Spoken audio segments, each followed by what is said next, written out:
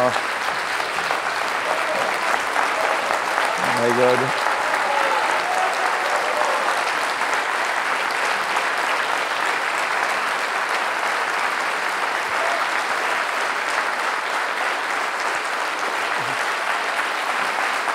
Wow.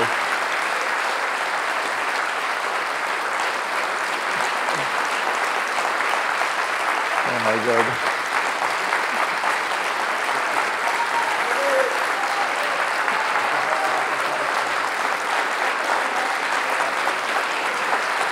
Absolument. Merci beaucoup.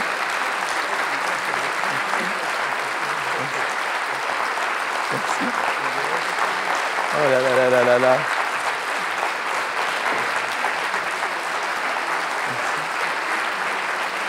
Oh my God. Merci.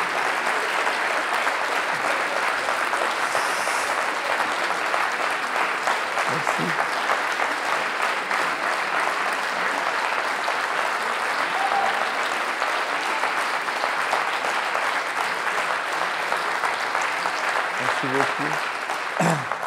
Oh là là, là je vais pleurer là. J'ai jamais eu ça de ma. Vous pouvez imaginer que j'ai jamais eu ça de ma vie. It's a one.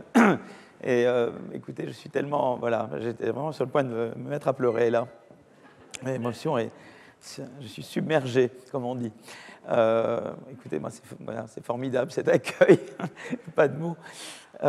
Bon, hier, je m'y attendais pas du tout. Non, vous allez dire que c'est vraiment, je m'y attendais pas parce que je m'y attendais pas pour plein de raisons. D'abord parce que ça arrive à quelques personnes et beaucoup de gens qui sont excellents et qui l'ont pas, quoi, et qui le mériteraient. Donc de l'avoir, déjà, c'est une chance incroyable. Mais surtout, l'an dernier, ils avaient donné un prix pour quelque chose qui n'était pas ce qu'on faisait nous, mais disons qui était assez proche de ce qu'on faisait, quoi. C'était des gens qui travaillaient, qui étaient préoccupés par les ressorts du développement, par une autre approche, mais c'était quand même assez proche de nos préoccupations. Donc moi, j'avais dans l'idée il passerait à autre chose, il ferait économétrie, théorie économique, théorie des jeux, économie comportementale, voilà, il y a plein d'autres sujets, quoi. Et j'étais certain, et c'est la première fois que je m'étais endormi le dimanche en me disant vraiment demain, je n'ai absolument rien à voir avec ça, quoi. Vraiment rien du tout, quoi. Donc tranquille, voilà. Donc et puis voilà, il y a 10h30 hier matin, le téléphone a sonné. J'ai vu plus 46, donc 46 c'est le code de la Suède. J'ai vu wow. Et voilà, et donc ils m'ont annoncé que j'avais ils m'ont annoncé la nouvelle, quoi. Et puis ils m'ont demandé si j'avais le numéro de téléphone de mes coloréats. Donc j'ai écouté, j'en ai un, je sais trouver l'autre. Et puis voilà, et puis depuis, c'est un basculement dans. Alors évidemment, on est inondé de messages adorables, de SMS, d'emails, et puis on plonge totalement dans un autre monde, voilà. Et voilà, et j'avais Jean Tirole au téléphone qui m'appelait, me dit bon, je vais te donner des conseils. C'est que tu es en mélange de grande euphorie et fais attention que ça n'aille pas vers la dépression parce qu'il s'arrive tellement de choses, tu ne dors plus. Moi, j'ai pas dormi pendant une semaine, me dit-il, et l'euphorie peut tourner un peu à une forme de dépression, quoi. Donc voilà. Donc il faut. Alors, on me demande d'éviter de regarder les réseaux sociaux. On me dit ne regarde pas trop les réseaux sociaux. Et puis voilà. Enfin, c'est une aventure extraordinaire et je n'arrive toujours pas à y croire, quoi, évidemment. Donc d'habitude, depuis 10 ans que je fais ce cours, ce que je vais me lever quand même, d'habitude, ce que je fais, c'est que je présente les prix Nobel, quoi. Je ne vais pas me présenter moi-même, quoi.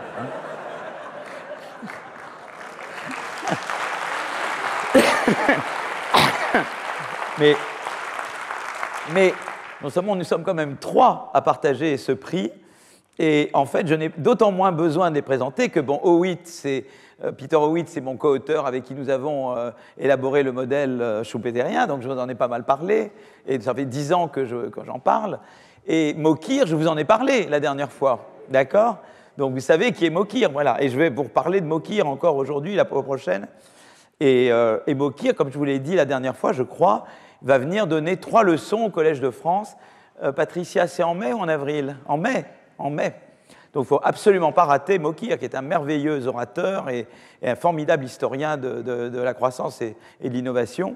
Et en fait, c'est marrant parce qu'on a un projet de bouquin, on a un projet de livre ensemble, et il venait aussi pour donner ses leçons, et parce qu'on travaillait ensemble sur notre livre.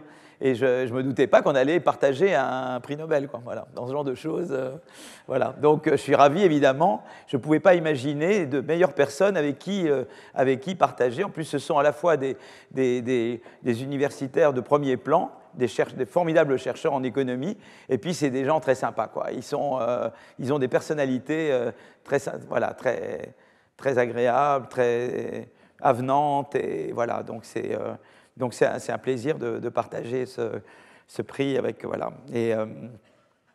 Et donc voilà, donc finalement, j'ai pas passé du temps à vous expliquer ce que font les prix Nobel de cette année, ce qui fait que du coup, nous allons pouvoir continuer le cours que nous avions commencé la dernière fois.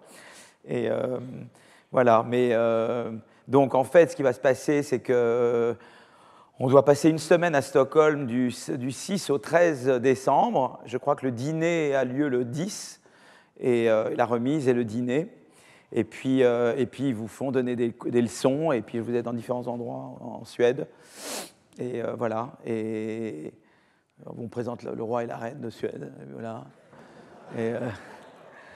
Et voilà. Et donc, évidemment, je vais leur dire que, évidemment, ce sont des descendants de Bernadotte quand même. Hein. Donc, bah oui, quand même, c'est des Français. Ils sont plus français que moi, quoi, pratiquement. Non, enfin, oui. Voilà, donc voilà tout ce que j'ai à dire sur ce sujet-là.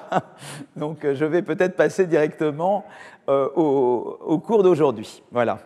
Donc la dernière fois, nous avons vu un petit peu les prémices du décollage, un petit peu. On a parlé de révolution agricole, on a parlé d'urbanisation, et on a parlé de la mise en place de la République des idées, avec des révolutions technologiques comme l'imprimerie qui ont favorisé, ou comme la diffusion des idées, voilà, et la constitution de clubs d'idées, d'échanges. Je vais maintenant parler vraiment de la trappe malthusienne et comment sortir de cette trappe. Alors j'en parlerai aujourd'hui et la prochaine fois. Et c'est toujours la même chose, c'est-à-dire que vous voulez essayer de comprendre pourquoi, si vous représentez ici les années, le temps, je sais pas, le temps, et là vous représentez le PIB mondial, ou le PIB par tête mondial, enfin, vous avez en gros une stagnation. Enfin, c'est pas vrai parce qu'il y a des épisodes de croissance dans différents endroits, non Venise, dont d'autres, mais c'est des épisodes qui ne durent pas longtemps.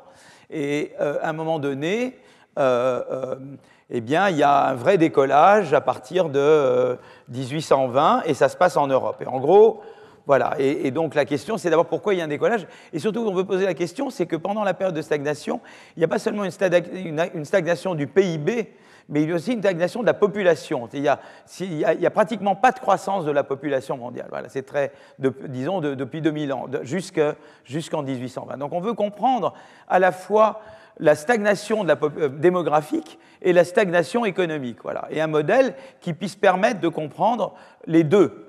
Et c'est là qu'est l'attrait du modèle malthusien. Malthus est arrivé avec une histoire très très simple qui vous explique à la fois la stagnation du PIB, mais également pourquoi la population essentiellement stagne enfin peut-être un tout petit peu avant la révolution industrielle.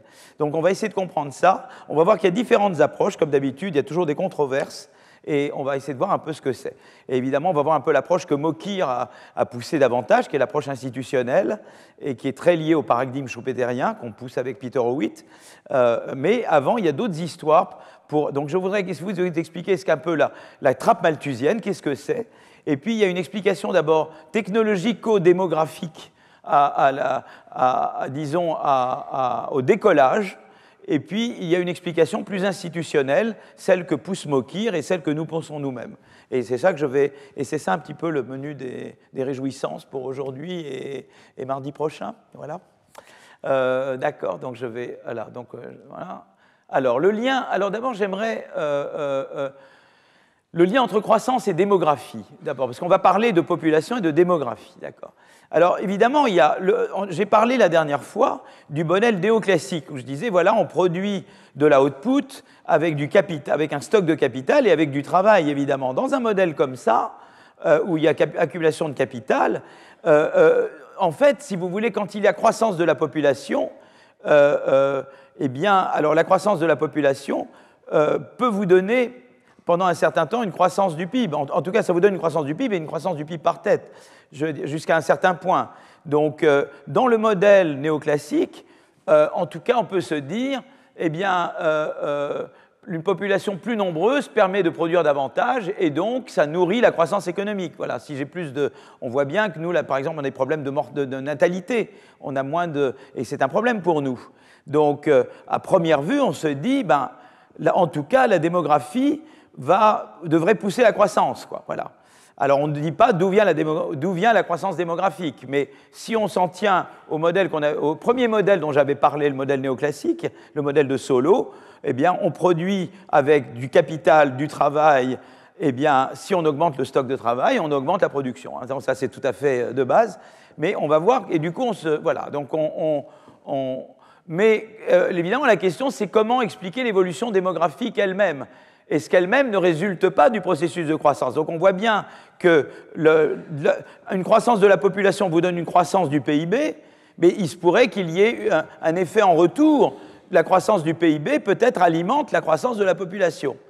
Donc on aimerait en faire une théorie qui explique à la fois l'évolution du PIB et l'évolution de la population. Et c'est ça que Malthus vous propose, vous voyez, et c'est un paradigme qui est très fort. Et le modèle malthusien, certains peuvent le trouver simpliste, mais c'est un modèle très ancré. Par exemple, les économistes de la décroissance vivent dans un monde malthusien. C'est très fort, Malthus, vous voyez, je veux dire, c'est un modèle que les gens ont consciemment à l'esprit ou inconsciemment à l'esprit, mais c'est un modèle qui vraiment s'est imposé, quoi. Et donc, évidemment, moi, je pense différemment du modèle de Malthus, mais c'est un modèle que beaucoup de gens ont à l'esprit. Donc, démographie et développement économique. Alors, donc moi, je reprends ce que j'ai écrit là au tableau.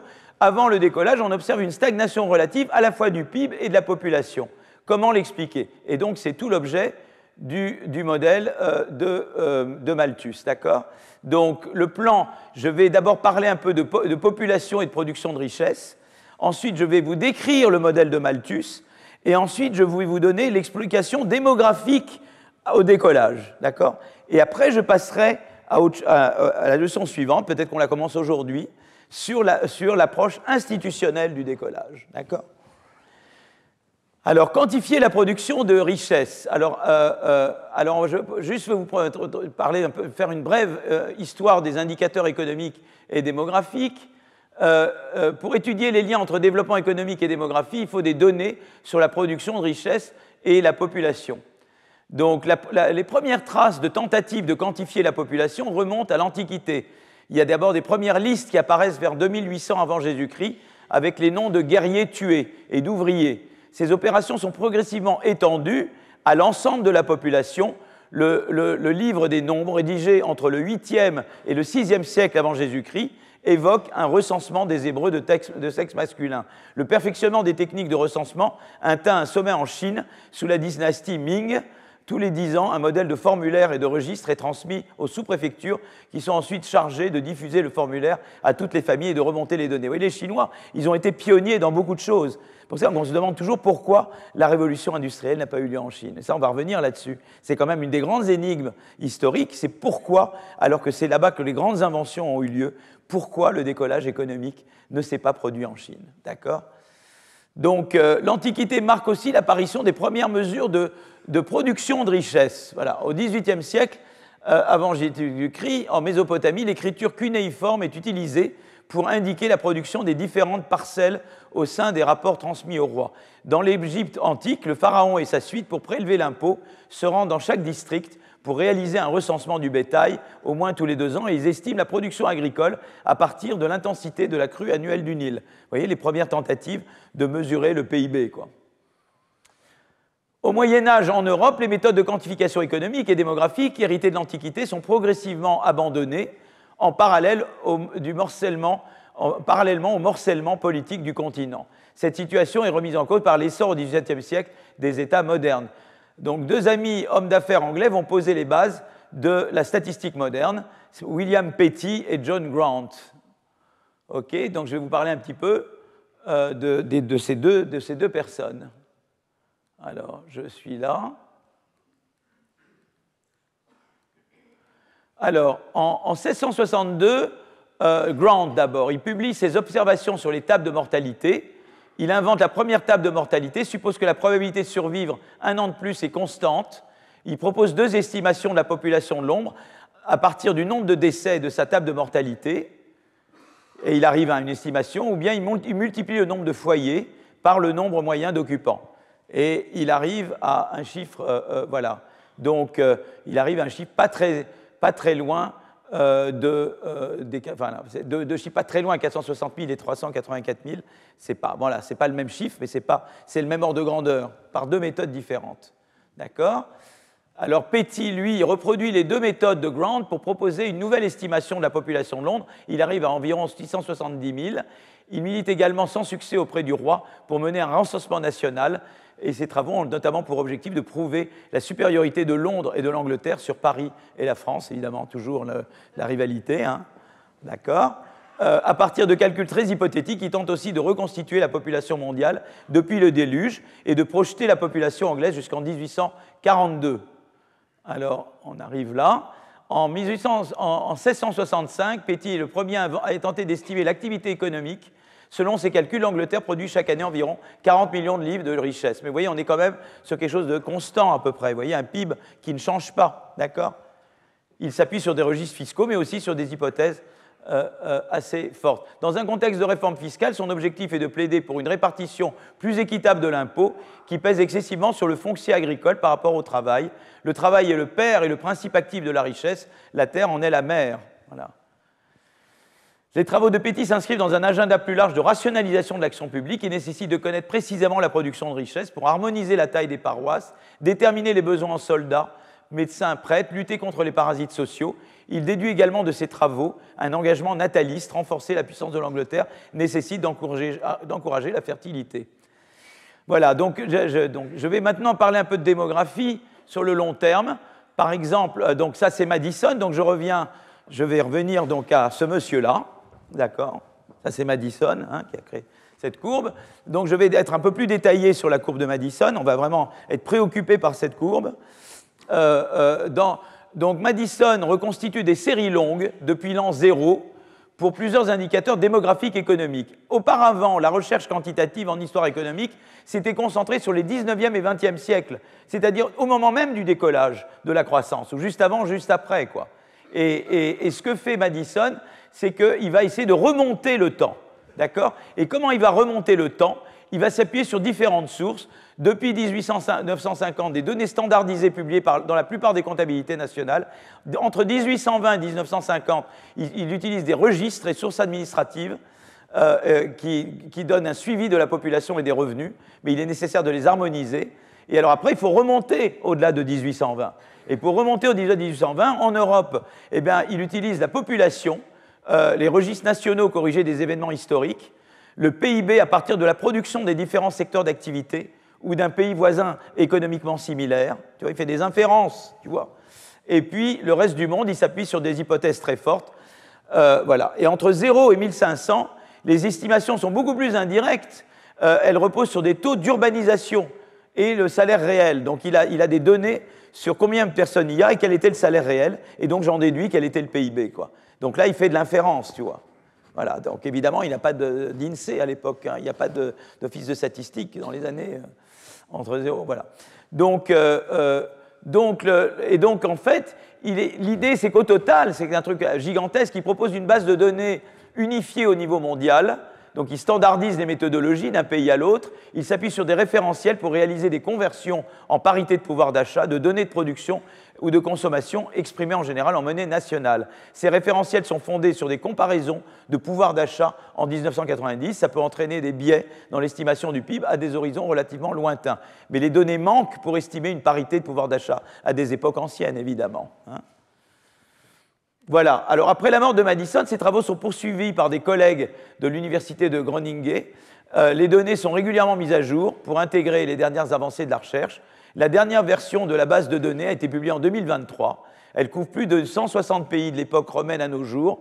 Et lorsqu'ils sont de bonne qualité, la dernière version intègre des référentiels de pouvoir d'achat, de parité de pouvoir d'achat à des stades plus anciennes. Elle intègre également un plus grand nombre de données pour l'époque pré-industrielle, par exemple pour la Chine ou l'Afrique subsaharienne.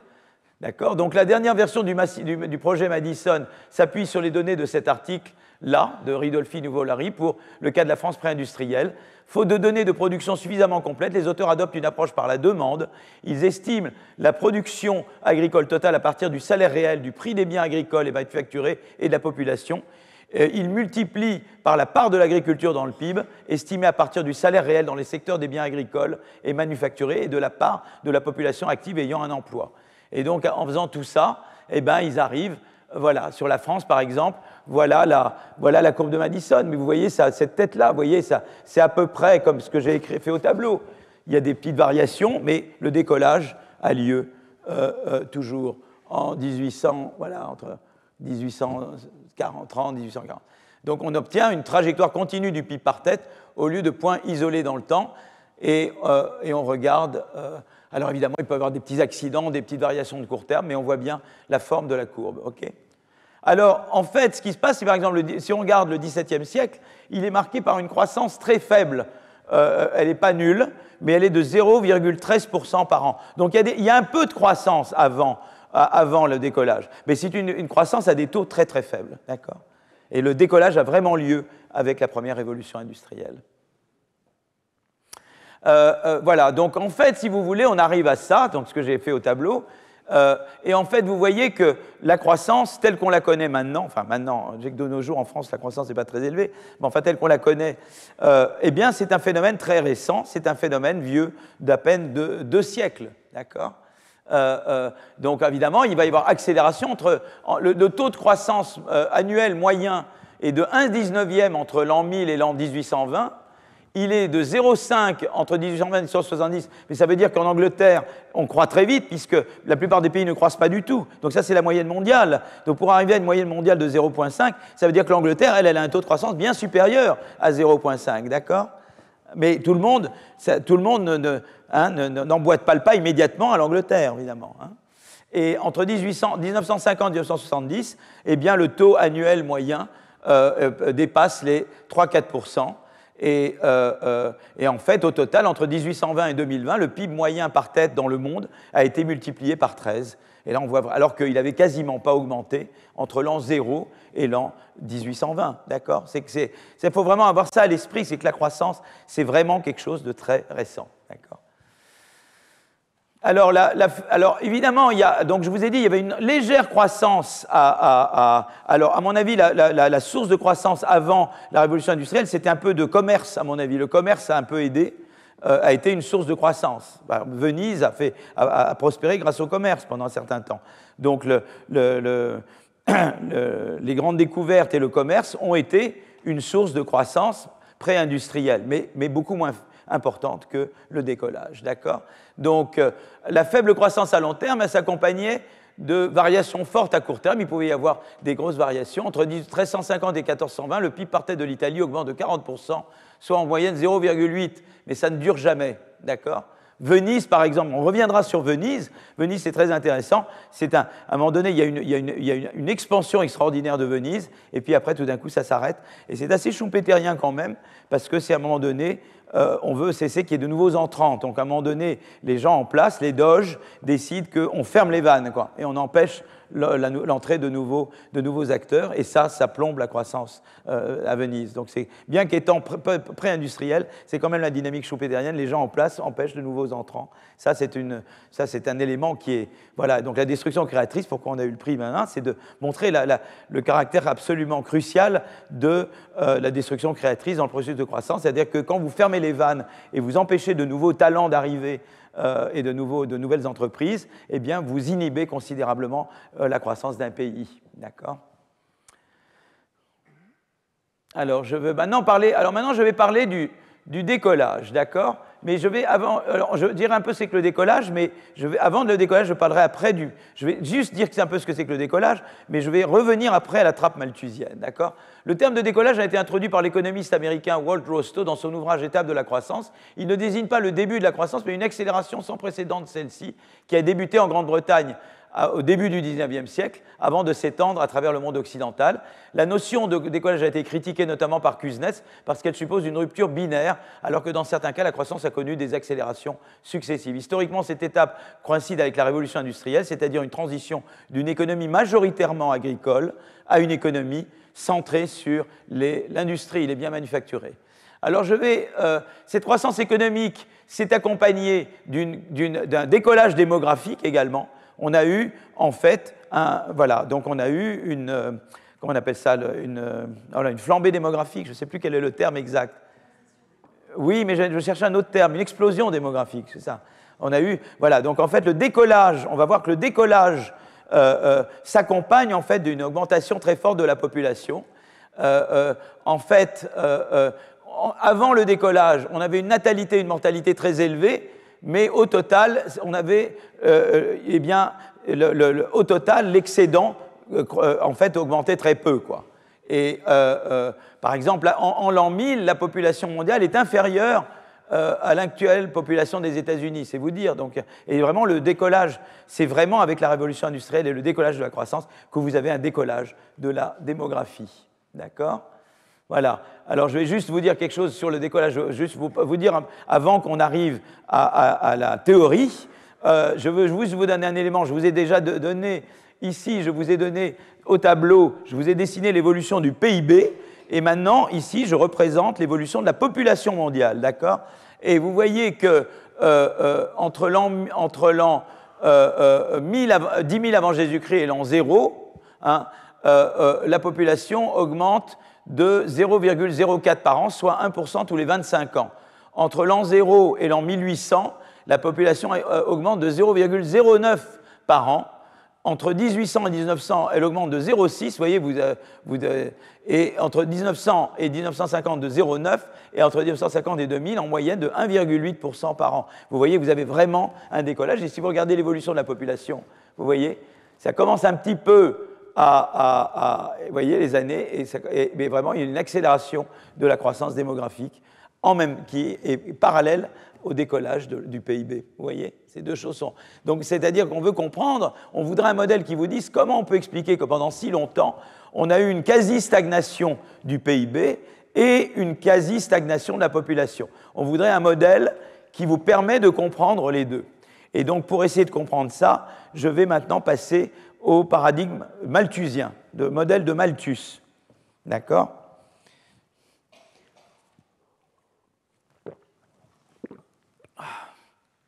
Donc, au début, donc je continue. Au début du XIXe siècle, la baisse de la mortalité infantile a permis une hausse significative de l'espérance de vie, passant de 26 ans à 66 ans, et la population a cru fortement.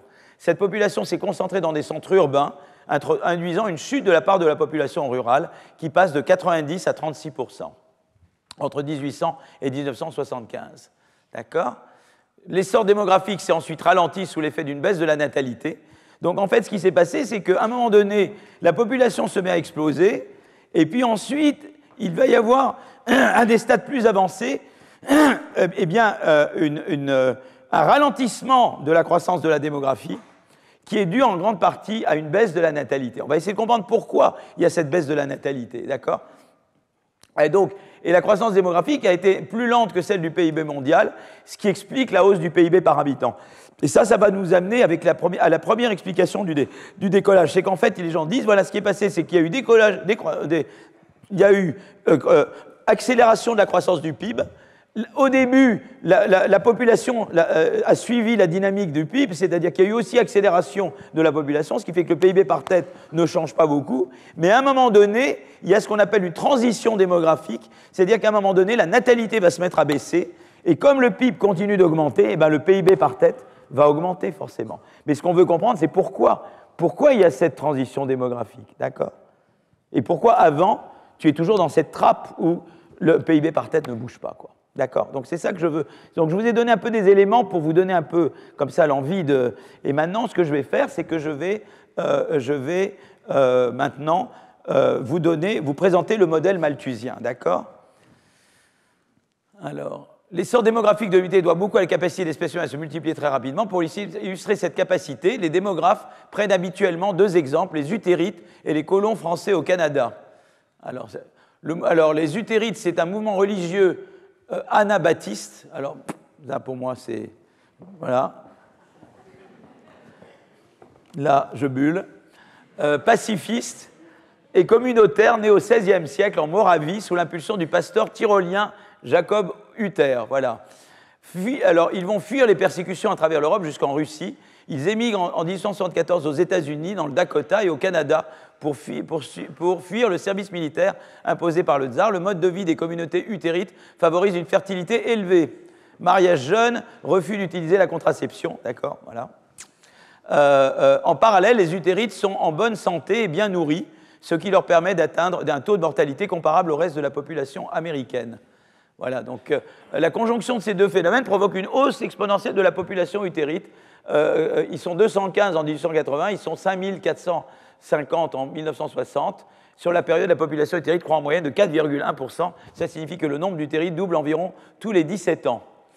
Arrivés au Québec, alors les colons français au Canada, arrivés au Québec au XVIIe siècle, il y a 3380 Français qui ont déjà émigré au Québec. C'est pas beaucoup quand même, hein. Tu vois, maintenant au Québec, il y a des autoroutes partout, c'est énorme. Vous êtes déjà allé au Canada? C'est 3000 personnes. Hein. Voilà. En 1960, tu as 2,5 millions de francophones au Canada, dont peu sont issus de vagues d'immigration postérieures à 1680. D'accord? Alors là, j'ai fait de bêtises. En 1950, 68% du patrimoine génétique de la population est attribuable aux premiers colons. C'est très endogame, hein, quand même. Voilà. Alors maintenant, je vais... Donc voilà un petit peu voilà, quelques éléments sur la population dont je voulais parler. Alors je vais maintenant développer le modèle de Malthus, d'accord? Donc là, il va falloir qu'on s'accroche un petit peu. Hein, je vais vous demander un peu d'effort. Malthus propose une explication, il propose une explication de pourquoi il y a eu cette longue stagnation du PIB et en même temps cette longue stagnation de la population. D'accord? Donc je veux expliquer les deux en même temps, stagnation du PIB par habitant ou du PIB et stagnation de la population. Évidemment, si j'ai stagnation du PIB par habitant et stagnation de la population, j'ai forcément stagnation du PIB tout court. Hein, on est d'accord? Puisque le PIB par habitant, c'est le ratio du PIB et de la population. Voilà, donc, et l'ouvrage, c'est ça, un essai on principle of population. Ah, voilà. C'est pas moi, hein. Moi, j'ai donné mon portable à ma fille, voilà, qui est en train de me le réparer. Ça fait? Génial. Oh, merci beaucoup. Alors, l'explication de Malthus repose sur l'hypothèse. Alors voilà, donc on va maintenant vraiment essayer de comprendre le modèle de Malthus. Alors, le modèle de Malthus, il y a deux choses. Il y a d'abord le fait que la production agricole résulte de la combinaison de travail et de la terre. Donc je produis avec du travail et de la terre. Donc ça, c'est la première chose. C'est deux relations, d'accord? Donc la première relation, je vais effacer le tableau là, ou je peux essayer de... Je vais l'effacer carrément, je peux bien faire ça. Donc la première relation, c'est que, et je ne vais pas écrire d'équation du tout, je vais dire que voilà... eh bien, la première relation l'équation de Malthus, c'est de dire je prends du travail et de la terre, T c'est terre, et ça me donne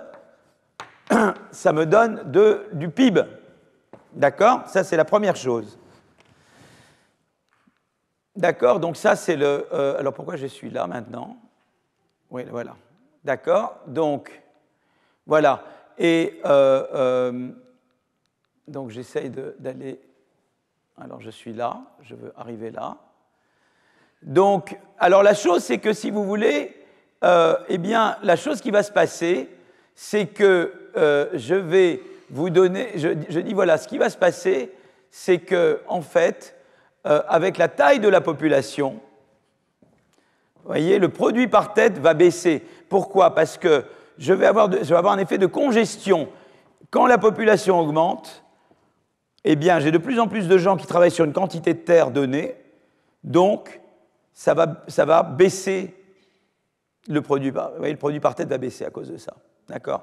Donc on a cette relation-là, c'est-à-dire qu'il y a une relation décroissante. Normalement, je devrais dire que quand j'ai davantage de population, L, je devrais avoir Y sur L qui baisse. Voilà. Mais lui, il le représente à l'envers. Je représente le pi par tête en abscisse et je représente la taille de la population comme ça. Mais l'idée, c'est qu'il y a une relation décroissante entre taille de la population et produit par tête. Pourquoi? Parce que tu as un effet de congestion. Plus la population est nombreuse, moins tu produis par tête, quoi. Voilà. Hein? Voilà. Ça, c'est le monde de Malthus. C'est la congestion. Donc, tu as cette première relation qui est là, vous voyez, qui est entre la taille de la population et le Y sur L qui est là. Alors, moi, je l'ai représenté dans ce sens-là, mais tu peux le représenter dans ce sens-là. Donc, ça, c'est le premier élément. D'accord? Donc, j'ai le revenu par tête qui décroît avec la taille de la population. Plus la population est nombreuse, plus la pression sur les ressources limitées, qui sont la terre, est forte. Donc, c'est-à-dire plus la congestion est grande, et donc plus le produit par tête est faible. Est-ce que tout le monde est avec moi là? Vous êtes tous avec moi là? Et pas de bain qui se lève? Si? Vous êtes avec moi? D'accord. J'avais dans une classe à Londres un étudiant, il faisait comme ça, et je n'arrivais jamais à savoir si ça voulait dire oui ou si ça voulait dire non. Mais...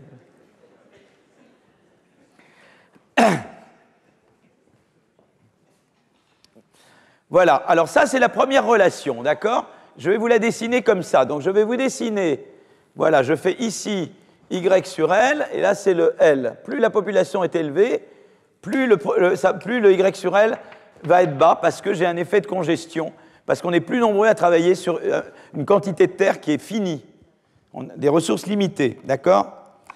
Maintenant, on a une deuxième relation. Elle vous dit comment la population va augmenter. Alors ça, c'est l'histoire du petit pousset un petit peu, vous voyez? L'histoire du petit pousset, c'est que quand les choses vont bien, on garde les enfants à la maison, quand ça va mal, on les abandonne dans la forêt, quoi. Alors il y a la version scandinave qui... Avant la flexisécurité, hein, la version scandinave, c'est Hansel et Gretel, quoi. Donc vous avez dû le lire ou l'un et ou l'autre, d'accord? Donc là, on est dans le monde d'Hansel et Gretel, en fait. Hein. Donc ce qui va se passer, c'est que, en fait, là, on a la croissance de la population. J'appelle ça la croissance de la population, GL, et là, elle est positive, et là, elle est négative. Et en gros, là, je représente à nouveau le Y sur L. Et l'idée, c'est de dire... Eh bien, elle va être comme ça, c'est-à-dire que si le Y sur L est trop petit, je vais avoir une croissance de la population négative.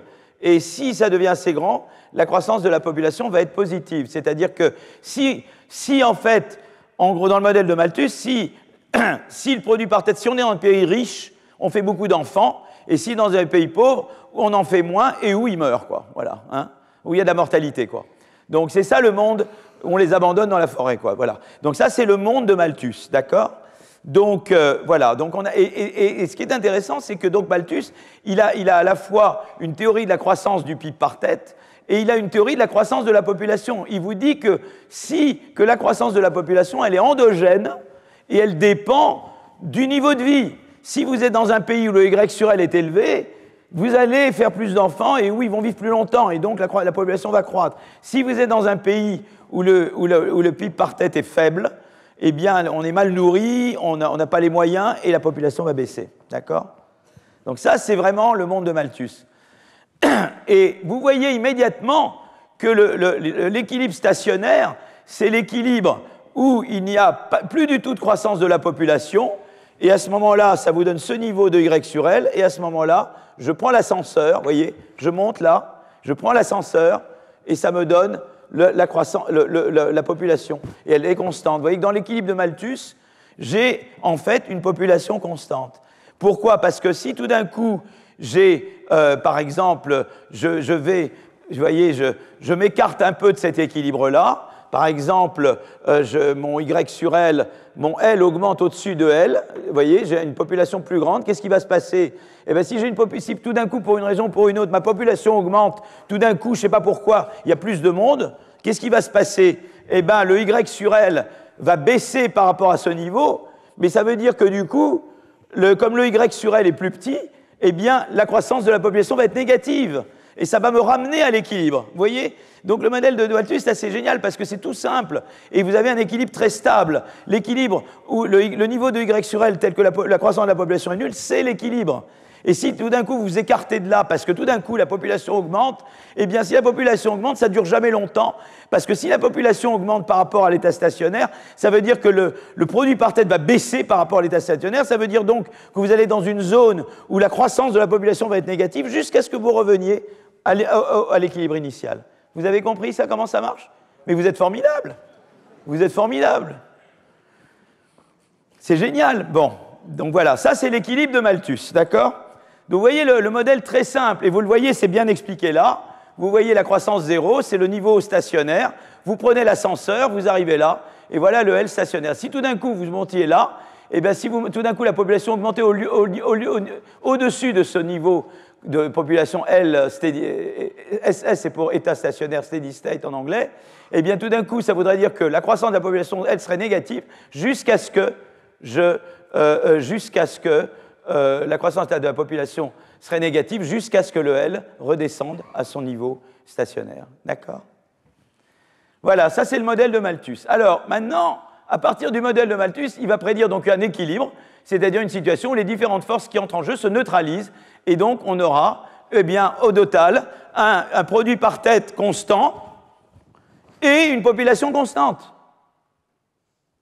Vous voyez comme c'est tout bête, hein? Donc c'est quand même, les gens adorent. Vous avez un modèle, je vous fais 2 courbes et je vous explique 1800 ans d'histoire, c'est quand même pas mal, hein? Qui fait mieux, hein? Voilà. Donc voilà, donc ça c'est le modèle malthusien, d'accord? Donc voilà, donc c'est le niveau où j'ai une croissance de population nulle, un PIB par tête au niveau tel que la croissance de la population est nulle, et donc la population, elle est équilibrée au niveau exactement qui est ce LSS qui est là, voilà. Hein? L, état stationnaire. Donc ça, vous avez tout compris, vous êtes formidables, on est déjà là. Et maintenant, on va s'amuser à faire des changements.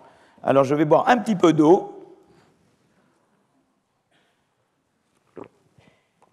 Voilà. Ah, c'est merveilleux de boire de l'eau. Alors maintenant, qu'est-ce que je vais faire? Je vais dire, ben voilà, normalement, dans un modèle, vous vous dites, dans n'importe quel modèle de croissance, vous vous dites, si j'augmente la productivité, je vais générer de la croissance. Eh bien, pas dans le modèle malthusien. C'est diabolique, cette trappe malthusienne. Elle a l'air toute bête, telle que je l'ai faite là. Elle est diabolique. Pourquoi elle est diabolique? Pour la raison suivante. Supposez, je vais le dessiner en même temps, hein. Donc je pars de cet état stationnaire ici, hein. Le LSS et le Y sur L, qui est le Y, petit YSS. Bon. Et maintenant, qu'est-ce que je vais faire? Je vais dire, maintenant, voilà, je vais maintenant supposer que pour une certaine raison, eh bien, je fais une découverte. Par exemple, la pomme de terre en Irlande. Qui découvre la pomme de terre? Oui, vous pensez que ça a toujours existé? Ben non, il y a une époque, les Irlandais n'avaient pas de pomme de terre. Voilà. Ou bien la découverte de l'irrigation. Donc il y a du progrès technique, ça arrive, des inventions. Alors j'ai du progrès technique. Qu'est-ce que ça va faire, le progrès technique? Ça va faire que pour un certain niveau de L, je peux avoir plus de Y sur L. C'est ça le progrès technique. Le progrès technique, ça me met cette courbe ici. Ça veut dire que pour un certain niveau de force de travail, avec la Terre, je peux faire plus, parce que en gros, là, je produis avec du travail, de la Terre et un coefficient de progrès technique. Si je fais le progrès technique, ça veut dire que simplement pour un certain niveau de travail, sur la même Terre, je fais mieux. D'accord? Donc ma courbe, elle se déplace comme ça. Et à ce moment-là, qu'est-ce qui va se passer? Eh bien, à court terme, ce qui va se passer, c'est qu'à court terme, eh bien, vous vous dites, bah, à court terme, ça va être sympa, parce que à court terme, je vais augmenter mon Y sur L, à court terme, d'accord? Donc, à court terme, c'est un bon effet. Effectivement, à court terme, c'est ce que vous pensez. J'augmente la productivité, eh bien, mon produit par tête va augmenter.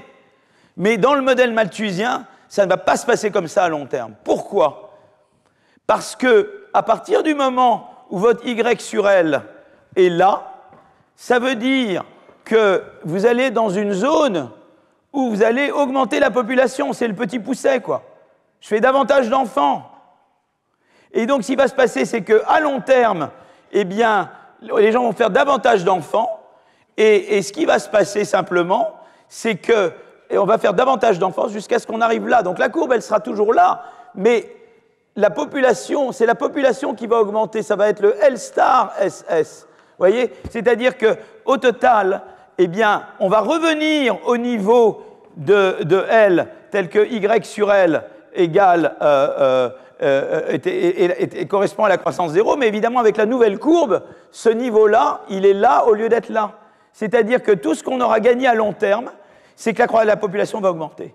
Donc, dans le modèle malthusien, toute augmentation, tout progrès technique, pour une raison ou une autre, l'irrigation, la pomme de terre, le machin, à court terme, ça vous donne un niveau de vie qui augmente, mais à long terme, vous l'absorbez en faisant plus d'enfants. Et donc, tout ce que ça va faire, c'est que ça va vous ramener au même niveau de produits par tête à long terme, mais simplement la population aura augmenté. C'est-à-dire qu'à court terme, oui, vous augmentez la croissance, mais à long terme, vous ne l'augmentez pas.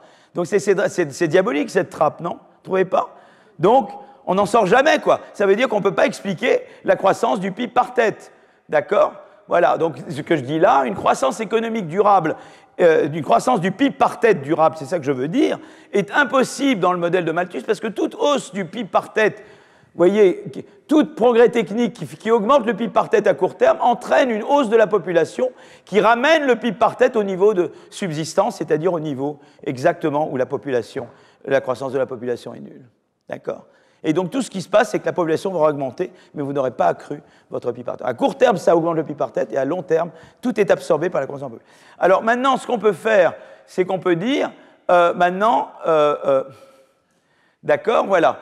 Alors, plus précisément, je le redis à nouveau là, parce que j'aime bien faire par cercle ou par spirale, d'accord, une hausse du PIB par tête suite à un progrès technique va augmenter donc votre Y sur L, votre niveau de vie. Cette hausse du niveau de vie pousse les familles à avoir plus d'enfants parce qu'elles ont désormais les moyens de les nourrir, d'accord? Et cette hausse de la population va diluer les gains de Y sur L liés à la hausse de la productivité et l'économie va atteindre un nouvel équilibre. La population aura augmenté, mais le revenu par tête, il sera exactement au même niveau qui est ce niveau YSS. On n'en sort jamais, quoi. D'accord? Ça, c'est la trappe malthusienne. Donc, si on vous demande la trappe malthusienne, vous savez expliquer ce que c'est que la trappe malthusienne. D'accord? Bon, alors, on va essayer d'en sortir maintenant de cette trappe malthusienne. D'accord? Et ça, c'est l'explication que l'on donne pour le fait que pendant près de l'an 0 à l'an 1800, eh bien, ni la population, ni le PIB augmentent sensiblement. On dit c'est une trappe malthusienne. Et c'est une économie agricole, essentiellement. Vous voyez? D'accord?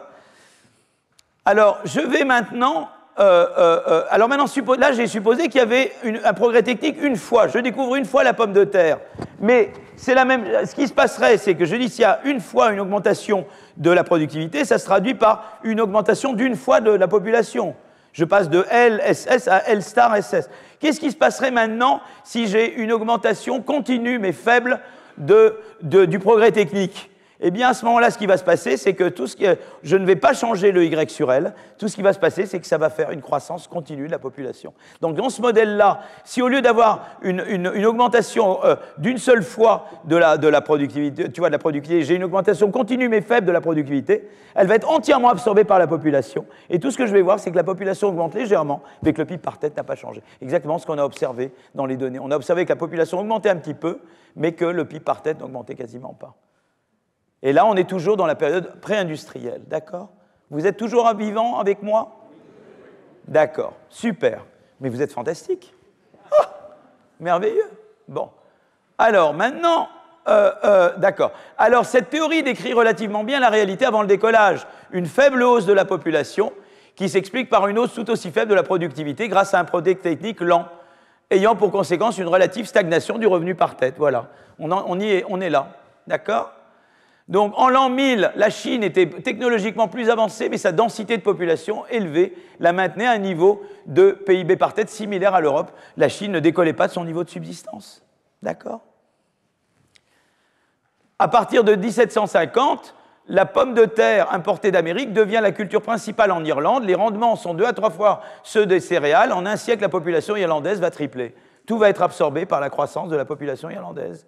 On est en pleine trappe malthusienne. D'accord?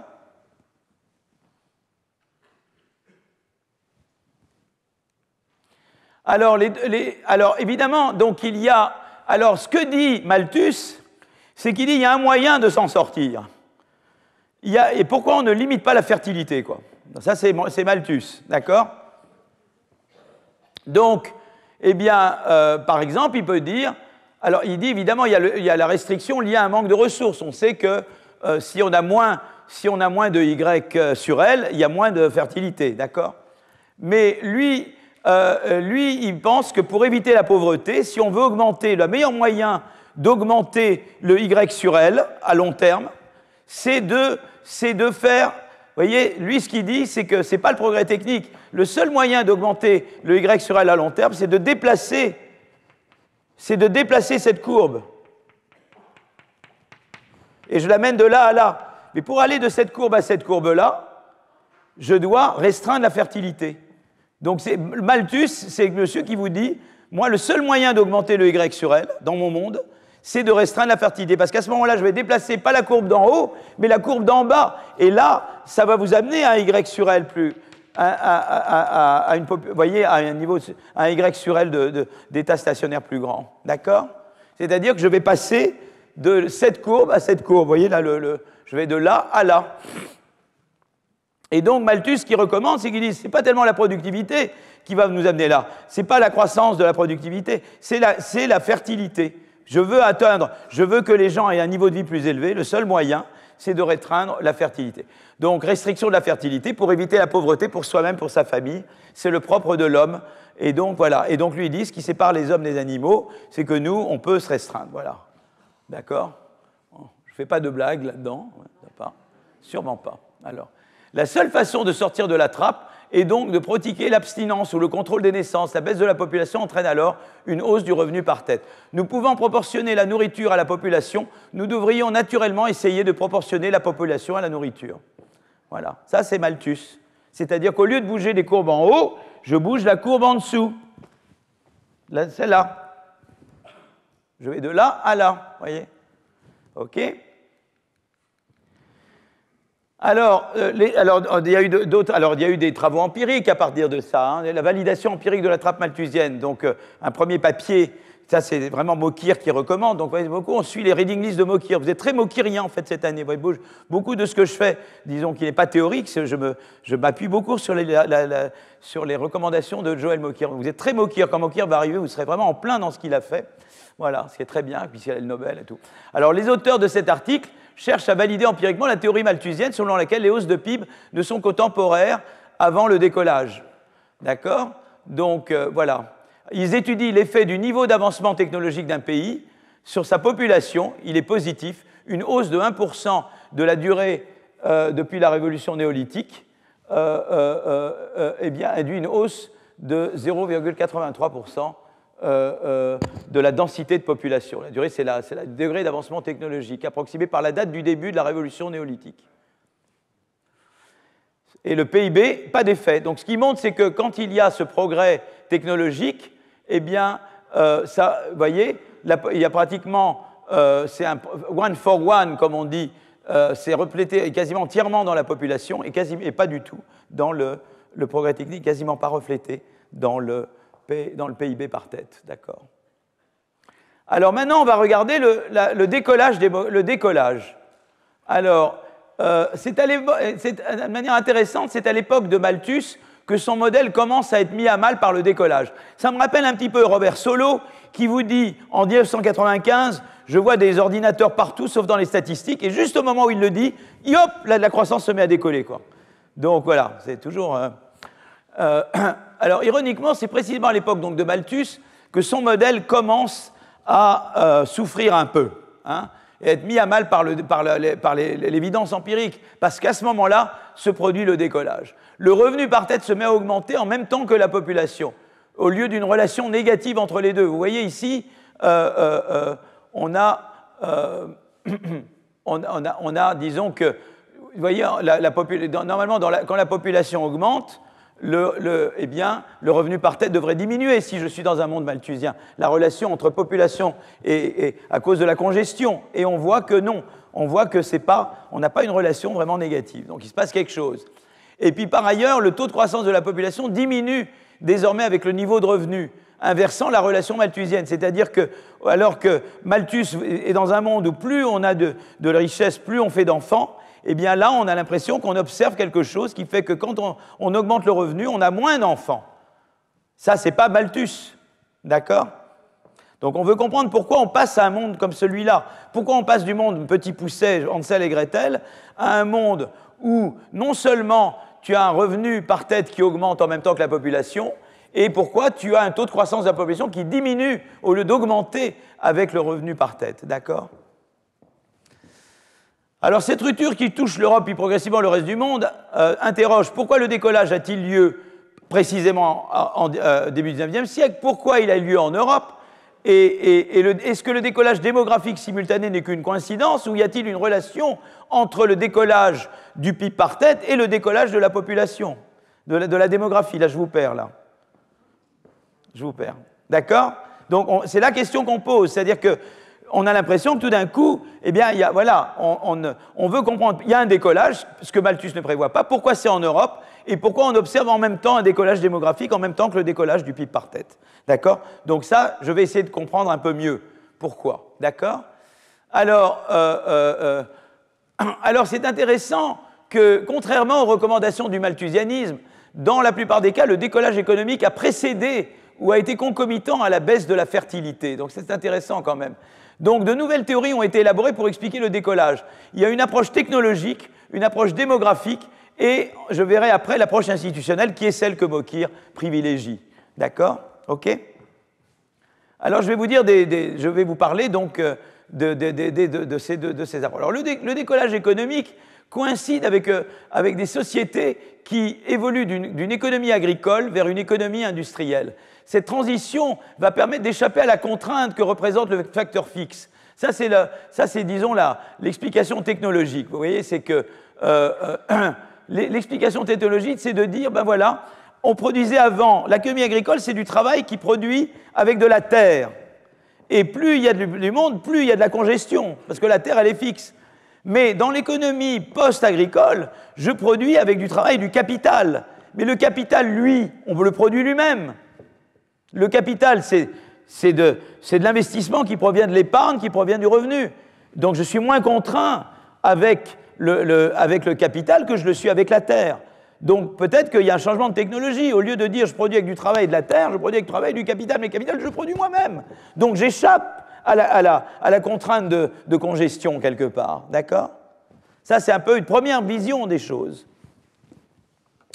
Donc on dit, voilà, donc cette transition, comme je dis, d'une économie où je produis avec du travail et de la terre, je passe à une économie où je produis avec du travail et du capital. Ça permet d'échapper à la contrainte que représente un capital fixe comme la terre.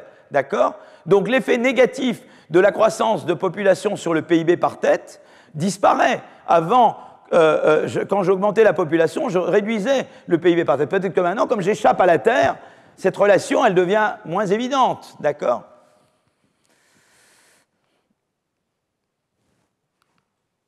Alors, je suis où là? Voilà, je dois aller doucement. Alors, et en fait, à partir d'un certain niveau, ce qui va se passer, c'est qu'à partir d'un certain niveau de population, l'excédent de travailleurs par rapport à la terre disponible va produire un exode rural qui va alimenter le secteur industriel. C'est-à-dire que ce qui va se passer, c'est qu'il y a toujours un secteur agricole, mais les gens peuvent émigrer, comme maintenant il y a un secteur industriel, les gens ont la possibilité de quitter les terres qui sont congestionnées pour aller travailler sur des technologies où ils vont travailler avec du capital au lieu de travailler avec de la terre. Tu as cette transition-là de l'économie agricole à une économie qui est en partie une économie manufacturière. D'accord ? Alors, évidemment, il y a la question, pourquoi? Alors, on va essayer de comprendre la théorie voilà, donc Galler-Weil, c'est la théorie démographique. Alors, on va essayer de comprendre comment je sors de la trappe. Alors, la première explication pour sortir de la trappe, c'est mes copains Galler-Weil et Michael Kremer. Michael Kremer, lui, il a eu le prix Nobel avec Esther Duflo et Abhijit Banerjee, mais plus pour des travaux en développement, et il l'a eu en 2019, donc il y a 6 ans. D'accord? Voilà. Et Galler et Weil sont des collègues qui sont... Alors, Weil, ils sont à Brown University, c'est à Providence. Vous êtes déjà allé à Providence, Rhode Island? Non, tu ne connaissez pas. Voilà. Et c'était assez drôle parce que c'est une ville très intéressante, il y a l'université de Brown, mais il y avait le maire, tu avais la photo du maire dans la gare de Providence, et le maire était en prison à ce moment-là. Oui. Enfin, c'est une ville tout à fait respectable quand même. Il y a Brown quand même. Hein. Tu avais Brown, mais le maire était en taule. Bon. Alors, on explique le décollage. En fait, il va se passer la chose suivante. Maintenant, vous allez bien m'écouter. Vous allez bien m'écouter. Quelle est l'histoire du décollage de Galler et Weil? L'histoire de décollage de Galler et Weil, c'est la chose suivante. Ils disent, voilà, il y a eu 2 choses qui se sont passées qui n'étaient pas dans le monde malthusien. La première chose, c'est que tout d'un coup, il y a eu de l'innovation, d'une certaine manière. Pourquoi il y a eu de l'innovation? Parce qu'on a eu la population, le fait qu'on ait une population plus nombreuse a fait qu'on a beaucoup interagi entre nous, les centres urbains se sont créés, et ça crée des idées. Et ça a fait naître de la croissance, voilà, par l'interaction entre les gens. Donc il y a déjà la première chose, c'est en fait un effet de taille de marché. Effet de taille de marché.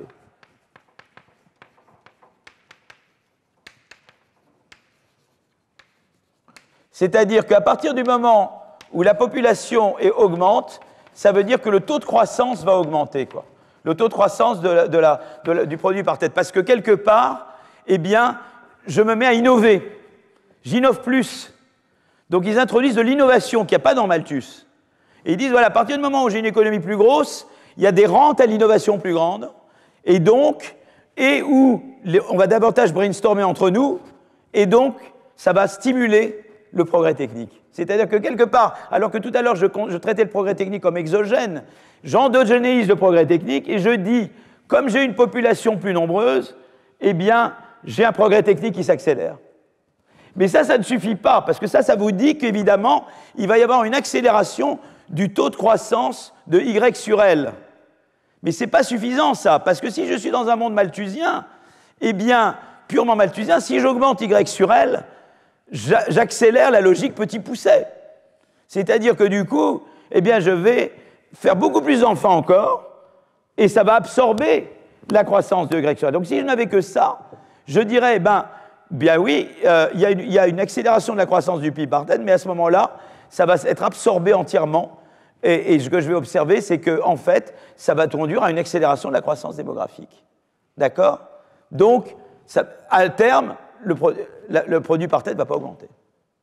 Tout ce qui va se passer, c'est que j'aurai besoin d'une croissance de population accélérée pour absorber une croissance du PIB par tête accélérée. Si je n'ai que ça ne suffit pas. Il me faut autre chose. Et là est le truc. Le autre chose, c'est la transition démographique. C'est la transition démographique.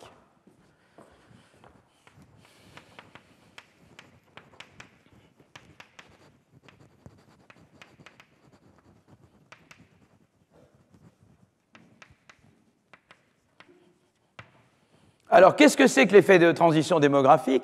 L'effet de transition démographique, c'est la chose suivante. Et ça, c'est le truc très important. C'est-à-dire qu'en fait, eh bien, à partir du moment où j'ai davantage de progrès technique, vous voyez, j'accélère l'innovation, le progrès technique accéléré, hein, ça veut dire progrès technique accéléré.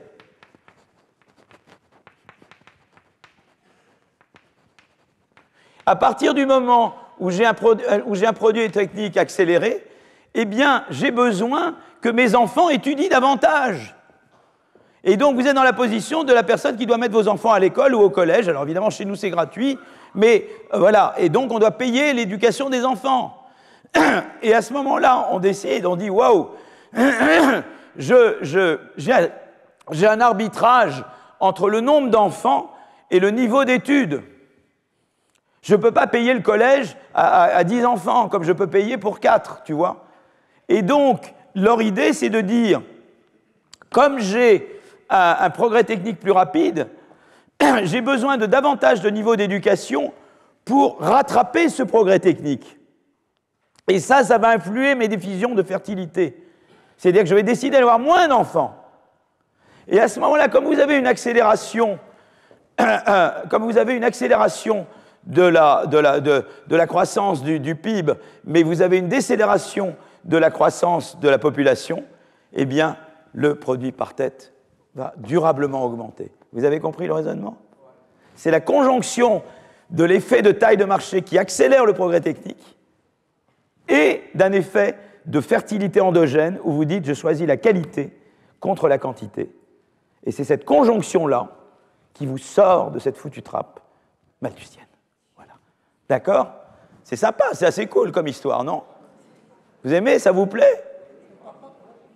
Attendez, voilà, mais déjà vous me critiquez, c'est ce que je veux. C'est bien, mais j'adore que vous réagissiez comme ça. Mais non, mais là c'est pas bon, mais là c'est pas juste. Mais c'est ce que je veux justement. Venez critiquer. Mais en tout cas, c'est très attrayant, quoi. C'est assez, fallait y penser, quoi. C'est malin, quoi. Hein? Voilà. Donc, donc voilà. Donc l'effet d'échelle, tu les vois. Donc je vais détailler les deux effets, n'est-ce pas? L'effet d'échelle. Le progrès technique s'est accéléré en parallèle à la croissance de la population mondiale. Le rythme des innovations majeures est devenu bien plus rapide depuis la révolution industrielle. D'accord?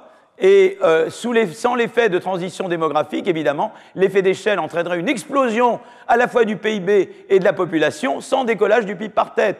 Mais vous avez la transition démographique. C'est-à-dire, d'abord, il y a une transition. Alors, si je veux regarder en détail, moi j'ai dit moins d'enfants, mais en fait, si je veux détailler, il faut que je regarde le côté mortalité et le côté fertilité. Eh bien, d'abord, la mortalité chute.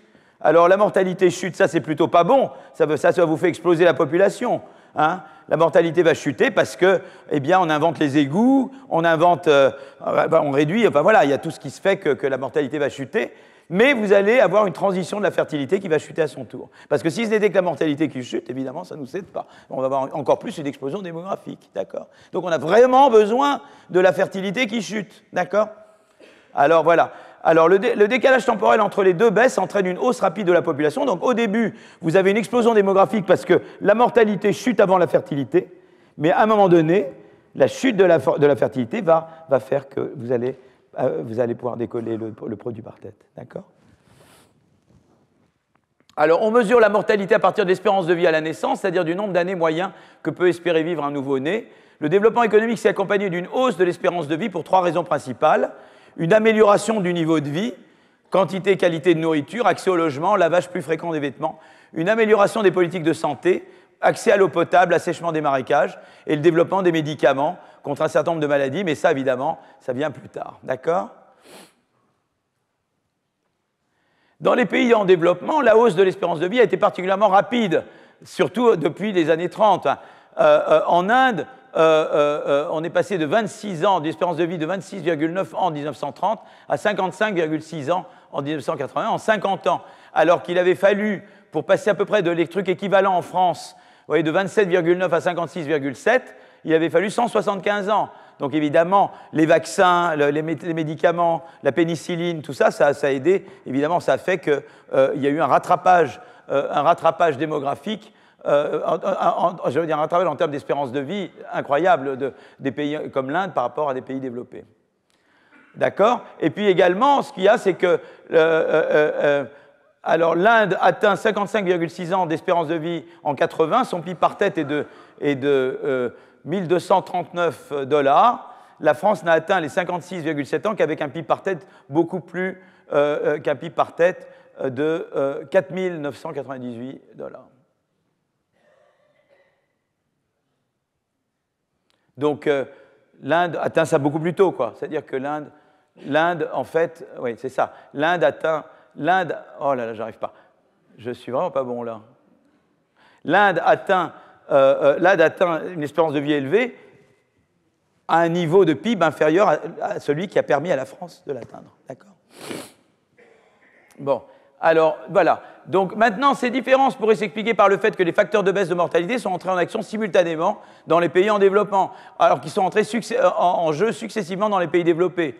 Donc, 18e, 19e siècle, début 19e siècle, progrès dans l'apport nutritionnel, deuxième moitié du 19e, création de réseaux d'égouts et d'eau potable. 20e siècle, essor des traitements médicaux. Évidemment, en Inde, ils ont eu accès à tout ça en même temps. Tu comprends? Donc, ça explique pourquoi ils ont pu atteindre les espérances de vie à des niveaux de PIB bien inférieurs. Ok, ça c'est sur la mortalité, mais maintenant la fertilité. Alors la fertilité, on mesure ça à partir du taux de fécondité, le nombre d'enfants qu'une femme a au cours de sa vie et si sa fertilité suit la moyenne actuelle dans chaque tranche d'âge. La transition de la fertilité est plus complexe à expliquer que celle de la mortalité. Si les enfants sont désirables, pourquoi la hausse du niveau de vie ne s'accompagne-t-elle pas d'une hausse du nombre, de leur nombre, au même titre qu'elle s'accompagne d'une hausse des dépenses alimentaires ou de santé? Alors avant même la transition démographique, plusieurs facteurs ont contribué à réduire la fertilité. D'abord, des méthodes de contraception, papyrus de Kaoun dans l'Égypte antique, je ne savais pas, condamné dans la Bible, traités médicaux grecs. S'il y a des spécialistes de l'Égypte, là. Mes parents sont égyptiens, mais bon, c'est pas très bien. Infanticide, abandon des enfants illégitimes, Grèce antique, ou des enfants surnuméraires. Donc ça, c'est le petit pousset, d'accord? Mariage tardif, notamment en Europe du Nord et de l'Ouest, allaitement prolongé. Donc voilà, il y a différentes manières de réduire la fertilité, d'accord? Alors en Europe, à l'ouest d'une ligne de Saint-Pétersbourg-Trieste à partir du XIVe siècle, l'âge moyen des femmes lors de leur mariage recule. En Angleterre, il atteint 25 ans au XVIIe siècle. La proportion de femmes qui ne se marieront jamais augmente également. Cela entraîne une diminution de la fertilité de 25 à 40%. Alors, l'explication au mariage tardif, deux facteurs permettent d'expliquer ce changement. La doctrine catholique du mariage par consentement, développée vers 1114 par Gratien dans son Décrétum, ou la peste noire, baisse de la population, qui implique une hausse du ratio terre-travail, encourage l'élevage, plus intensif que les céréales, où le travail féminin a un avantage comparatif, et donc implique hausse de l'emploi féminin sur des contrats exigeant le célibat. C'est intéressant de voir tous ces éléments explicatif de l'évolution de la démographie. L'article s'intéresse. Alors, on peut également dire il y a l'effet de la peste noire, évidemment, et on regarde l'effet de la peste noire en comparant aux autres zones où l'activité pastorale est importante. Un grand nombre de villages médiévaux ont été désertés car décimés par la peste.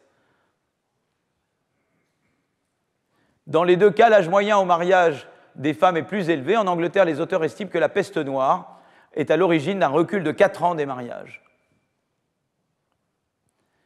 Voilà. Alors l'Europe de l'Est, alors les mariages tardifs, je continue, l'Europe de l'Est n'est pas concernée par le recul de l'âge lors du mariage, la région est peu touchée par la peste noire, les rendements céréaliers sont très élevés, ce qui désincite à privilégier l'élevage, la mobilité du travail et la flexibilité des salaires sont très limitées en raison d'un modèle agricole reposant sur le servage, j'en ai de même pour la Chine, la région a été très durement touchée par la peste noire, mais la productivité des céréales est 4 fois plus importante qu'en Angleterre. Cela contribue, je suis là, cela contribue à expliquer la première divergence qui a vu un essor économique de l'Europe de l'Ouest. Donc eux, ils disent, ben voilà, l'Europe, il y a eu la peste noire qui a retardé les naissances. C'est un phénomène qui s'est produit en Europe de l'Ouest, c'est moins produit en Chine ou c'est moins produit en Europe de l'Est. Et ils essaient d'expliquer ça comme ça. Moi, on ira vers d'autres explications. Mais là, je reste sur l'approche démographique, parce qu'ils essayent quand même d'expliquer pourquoi le décollage a lieu en Europe de l'Ouest et pas ailleurs, d'accord ? Donc eux, c'est purement en termes d'évolution démographique qu'ils essaient d'expliquer ça. Mais nous, on verra qu'on ira vers une approche institutionnelle, d'accord ? Alors la contraception, au 19e et 20e siècle, les techniques contraceptives s'améliorent considérablement. 1844, invention du procédé de vulcanisation du caoutchouc qui va grandement accroître la qualité et diminuer les prix des préservatifs. 1909, la création des premiers stérilets. Année 1960, invention de la pilule contraceptive aux États-Unis. Ces améliorations technologiques s'accompagnent d'un changement des mentalités, l'attitude des pouvoirs publics vis-à-vis de la contraception. Première clinique de planning familial en 1916, créée aux États-Unis. En 1965, la décision Greenwald versus Connecticut de la Cour suprême déclare les lois anti-contraception inconstitutionnelles. Dans les pays en développement, l'essor de la contraception après la Seconde Guerre mondiale a été concomitant de la baisse de la fertilité. Entre le début des années 1960 et 2011, la proportion des couples mariés en âge de procréer qui avaient recours à la contraception est passée de 9 à 61%, ce qui est gigantesque. Mais la baisse de la fertilité pourrait aussi provenir d'autres facteurs, comme en Europe, où elle a lieu avant la diffusion des dispositifs contraceptifs. Donc je continue. Donc, on veut regarder l'effet de la contraception sur la fertilité.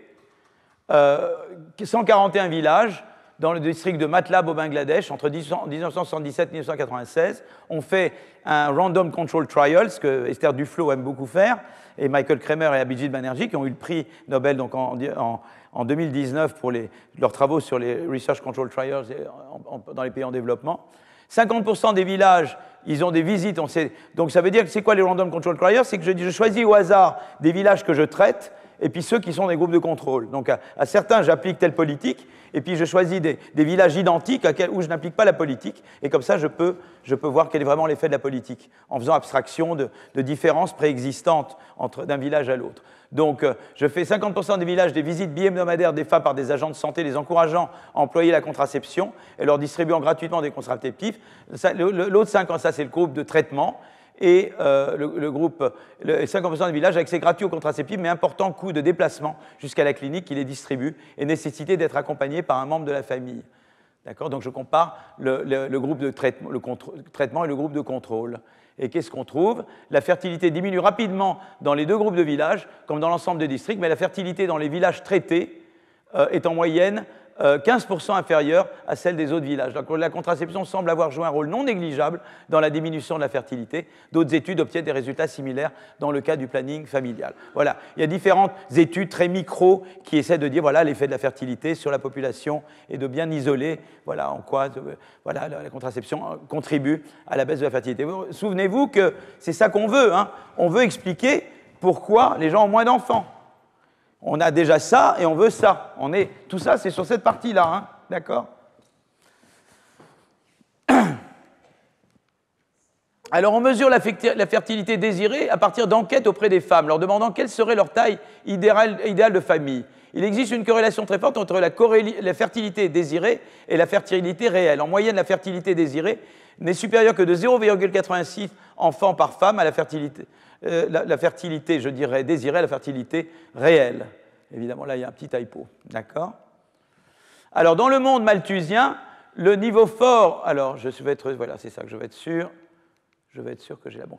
Dans le monde malthusien, le fort taux de décès à la naissance et les faibles revenus exerçaient une contrainte sur la fertilité, qui était alors inférieure à la fertilité désirée. C'était ça dans le monde malthusien. Hein, quand tu avais des faibles niveaux de vie, eh bien, faible niveau de vie et eh bien, tu avais plus le fort taux de décès, ça veut dire que les deux choses contribuaient à réduire la fertilité réelle qui était inférieure à la fertilité désirée. Le décollage va permettre d'aligner la fertilité désirée et fertilité réelle. Mais la baisse de fertilité désirée ramène rapidement la fertilité réelle à son niveau initial. C'est ça la chose, c'est que peut-être je peux décoller, mais la fertilité désirée va ramener la fertilité réelle à son niveau initial. Alors on explique généralement la baisse de fertilité désirée par la baisse de mortalité infantile.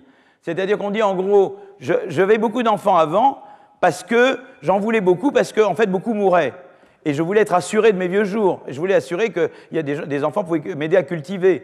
Donc j'en faisais beaucoup parce que je savais que j'avais une forte mortalité infantile. Et du coup, ça a augmenté la fertilité désirée. Donc la baisse de la mortalité infantile, eh bien, la hausse du nombre d'enfants survivants à l'âge adulte qui diminue l'incitation à avoir un nombre élevé d'enfants comme assurance pour la vieillesse. Là également, il y a un autre élément qui va réduire la fertilité désirée, c'est la hausse du revenu par tête. L'effet du coût de l'éducation, la hausse du coût d'éducation, voilà, eh bien, est plus importante que dans celui de la hausse des revenus du ménage. C'est-à-dire que ce qui va se passer, c'est qu'à partir du moment où tu vas avoir une hausse du revenu par tête, ce qu'on appelle le coût d'opportunité, tu sais, l'éducation, c'est j'ai le choix entre être un an de plus à l'école et un an de produire. Si j'ai un niveau de PIB par tête plus élevé, c'est-à-dire que le coût d'opportunité de l'éducation est plus élevé. Donc on dit, ben voilà, ce qui se passe, c'est que, eh bien, à partir du moment où le revenu par tête va augmenter, ce qui est là, eh bien, on va avoir un coût d'opportunité de l'éducation plus grand, donc on va vouloir avoir moins d'enfants, tu vois. Et c'est comme ça que je fais le lien entre la première partie et la seconde, là. L'effet de la hausse du coût de l'éducation, matérialisé par son coût d'opportunité, donc le salaire féminin, est plus important que celui de la hausse des revenus du ménage. Et donc ça c'est des choses qui vont vraiment vous réduire la fertilité, d'accord? J'essaye de regarder là. Alors, ces explications sont remises en cause par des faits empiriques. La baisse initiale de la mortalité infantile s'est accompagnée d'une hausse de la fertilité, pas d'une baisse.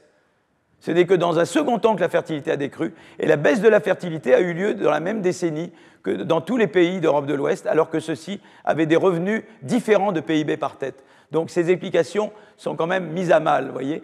La demande de capital humain induite par l'industrialisation a un double effet sur la fertilité des couples. Il y a un effet revenu, la hausse des ressources permettant d'investir plus en quantité et en qualité de ses enfants. L'effet de substitution, la hausse des incitations à la qualité plus qu'à la quantité. Donc j'ai un effet, je suis plus riche, je peux avoir plus d'enfants dans lesquels j'investis plus, ça c'est l'effet de revenu, mais l'effet de substitution, c'est que je vais primer la qualité par rapport à la quantité. Donc au début, c'est le premier effet revenu qui domine, la population et le capital humain augmentent tous les deux, mais après, ce qui va se passer, c'est que c'est le deuxième effet qui va dominer. Et donc, en fait, ce qui va se passer, c'est qu'à mesure que le PIB par tête va augmenter, le coût d'opportunité d'avoir plus d'enfants plutôt que d'avoir des enfants avec de meilleure éducation va augmenter. Et je vais choisir la qualité des enfants sur la quantité d'enfants. Voilà. Alors, plusieurs facteurs viennent amplifier l'effet de la hausse de la demande de capital humain sur la fertilité, le déclin du travail infantile, lié à une baisse de demande et une réglementation plus stricte. La hausse de l'espérance de vie, si elle est antérieure à l'essor démographique, cette baisse amplifie les incitations à l'investir dans la qualité des enfants, puisqu'elle augmente la durée moyenne de la vie productive.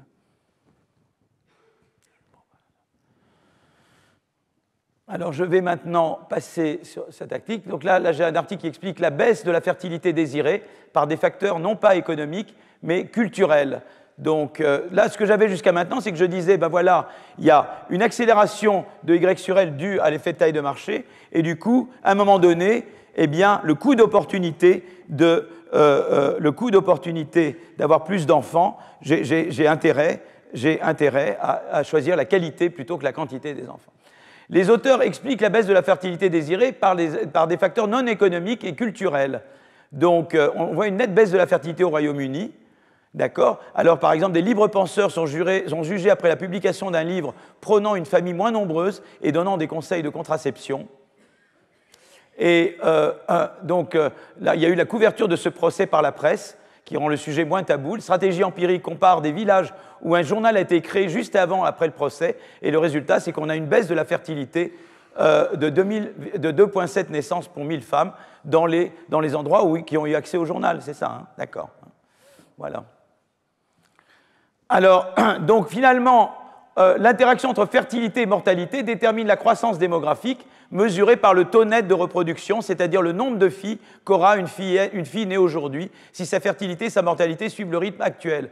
Un taux égal à 1 signifie que la population stagne, un taux égal à 2 signifie que la population double à chaque génération. Lors de la transition démographique, la mortalité chute avant la natalité, ce qui entraîne d'abord une croissance démographique, mais ensuite, ce qui va se passer, dans les pays en développement, la baisse de la mortalité a été encore plus rapide que celle de la natalité. Donc c'est pour ça que dans les pays en développement, vous avez vraiment une beaucoup plus grande explosion de la démographie que dans les pays développés, notamment en Inde, le pays le plus peuplé du monde avec 1,45 milliard d'habitants. La Suède, évidemment, par contraste, le taux net de reproduction dépasse 1 sous l'effet de l'espérance de vie. Il se maintient à ce niveau, tandis que la fertilité et la mortalité diminuent. Depuis le milieu du XXe siècle, le ralentissement de la hausse de l'espérance de vie, alors que la fertilité continue de diminuer, a fait chuter le taux net de reproduction au-dessous de 1. Donc l'exemple de la Suède illustre comment une même croissance de la population peut être obtenue par des combinaisons différentes de mortalité et de fertilité. Voyez ? Et on voit que c'est très différent entre 1780 et 1915. Alors la France, maintenant, eh bien, elle fait figure d'exception. Elle débute sa transition plus tôt que les autres pays. La fertilité commence à décroître dès 1760, bien avant le décollage économique. La chute de la fertilité précède celle de la mortalité. Donc ça, c'est très curieux, parce que d'habitude, c'est la chute de la mortalité qui va avant la chute de la fertilité, ce qui atténue l'effet sur la population totale. Et ceci contribue à expliquer pourquoi la France, première puissance démographique d'Europe de l'Ouest, se voit progressivement dépassée par ses voisins allemands et britanniques. L'article cherche à expliquer le caractère précoce de la baisse de fertilité en France par la sécularisation du pays. Et là, c'est à nouveau les facteurs culturels. des domaines démographiques précises et fréquentes manquent sur la période. Ils utilisent des données de généalogie publiées en ligne sur ce site genie.com et constituées par des particuliers à partir de registres paroissiaux ou d'état civil. Et ce qu'ils font à ce moment-là, voilà, donc ils comparent des données de recensement lorsqu'elles sont disponibles avec des résultats probants. Et à ce moment-là, pour estimer la fertilité, ils se concentrent sur les individus pour lesquels plusieurs enfants sont répertoriés. Pour s'assurer de la fiabilité de ces données, ils comparent aux données de recensement quand elles sont disponibles.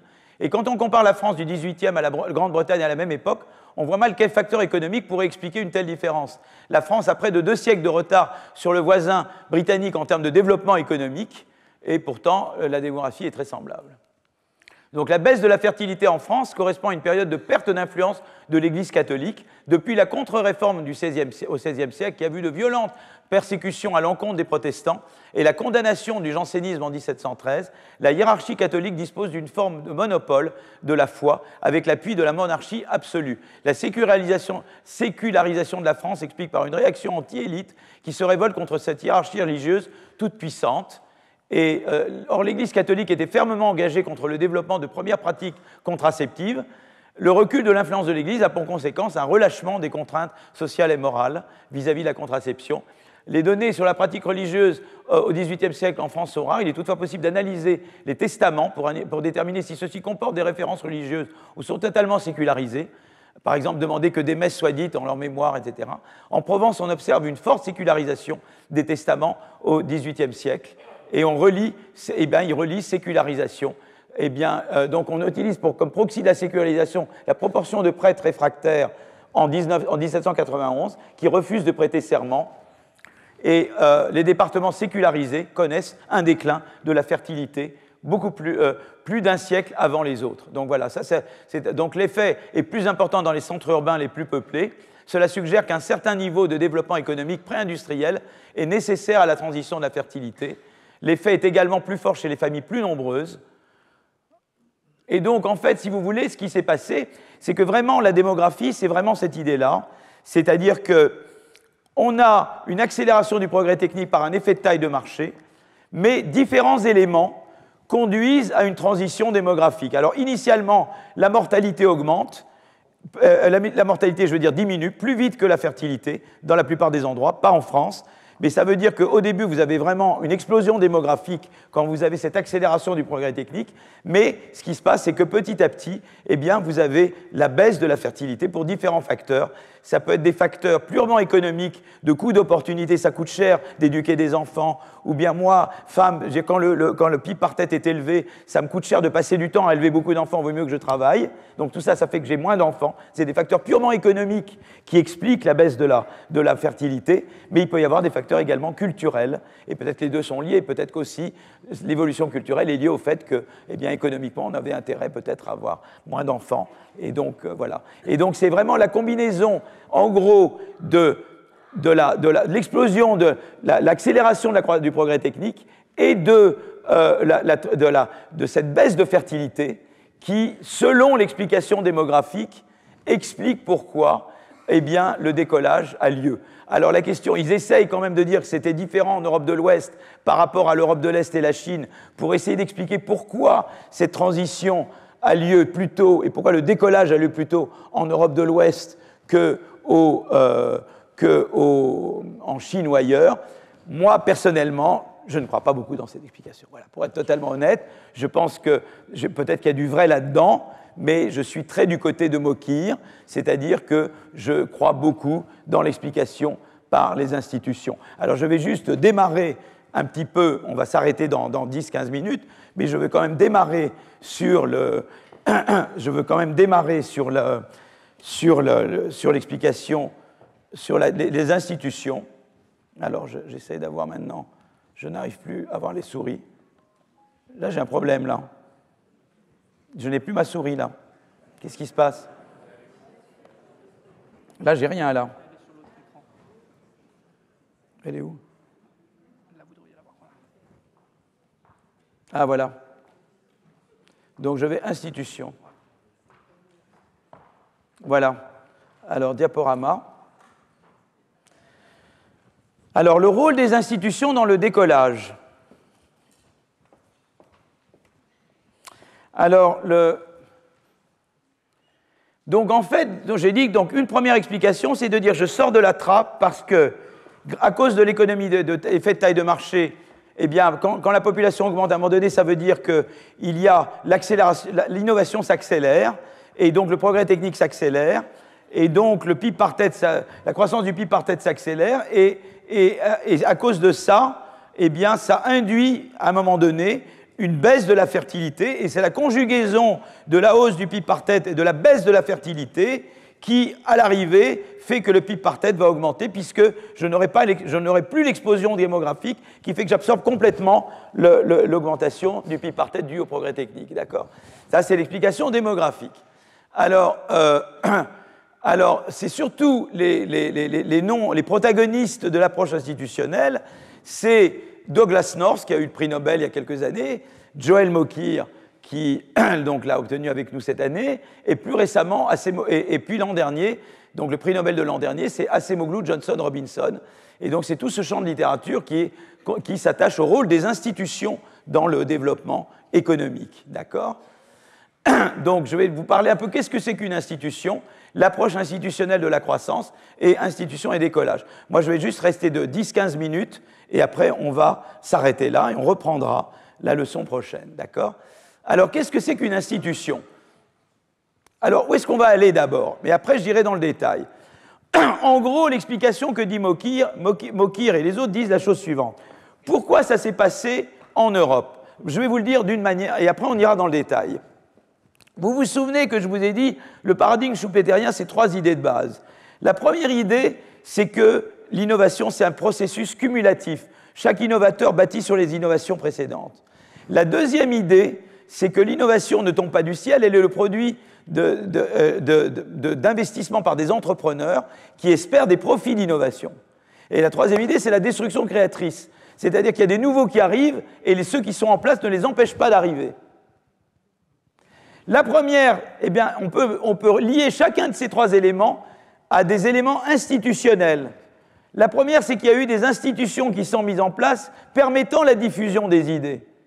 L'imprimerie, les universités, ça a été très important pour avoir une ouverture. On en a parlé un peu la dernière fois. Ça, c'est les institutions qui permettent la diffusion des idées. L'encyclopédie, vous vous souvenez ? La deuxième chose, c'est les droits de propriété. Là, il faut s'assurer que si j'innove, je ne vais pas être exproprié. Donc, c'est les droits de propriété. En France, sous la monarchie, on est exproprié très facilement. Il faut attendre Bonaparte pour qu'il y ait protection des droits de propriété.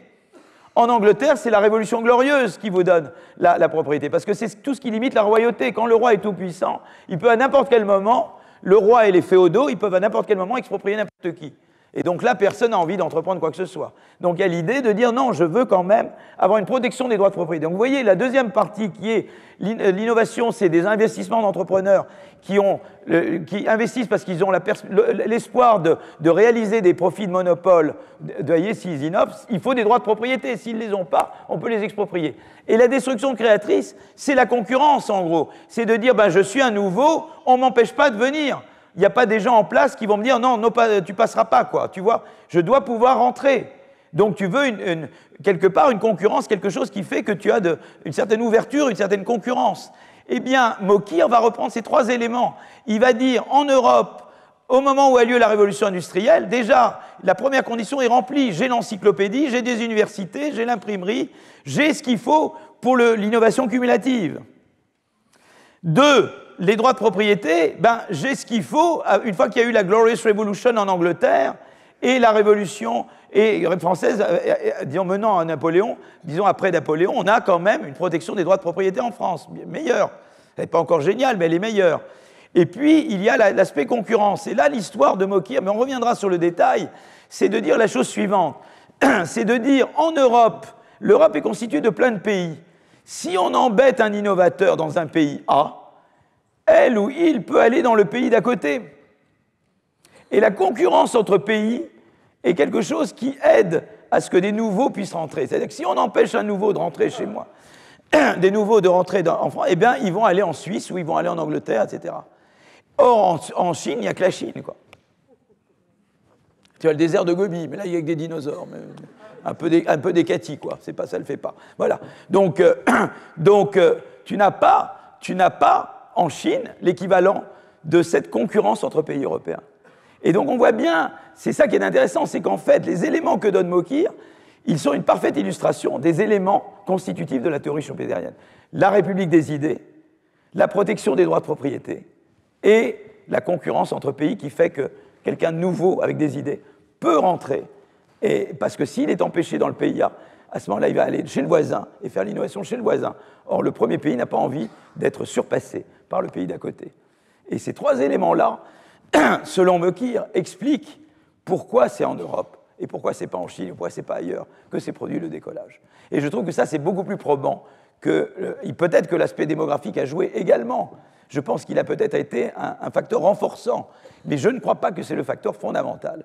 Il a pu être renforçant. Effectivement, il y a eu accélération de la production des idées. On a échappé, on est passé d'une production où il y avait beaucoup de congestion sur la Terre.